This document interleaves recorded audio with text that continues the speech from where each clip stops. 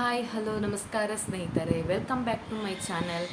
ಇಂದೆ ನನಗೆ ಹವ್ಯಕಲಿ ವ್ಲಾಗ್ ಮಾಡಿಕೊಳ್ಳಿ ಆಗ್ತು, ಹಾಗಾಗಿ ಹವ್ಯಕಲಿ ವ್ಲಾಗ್ ಮಾಡ್ತಾಯಿದ್ದೆ.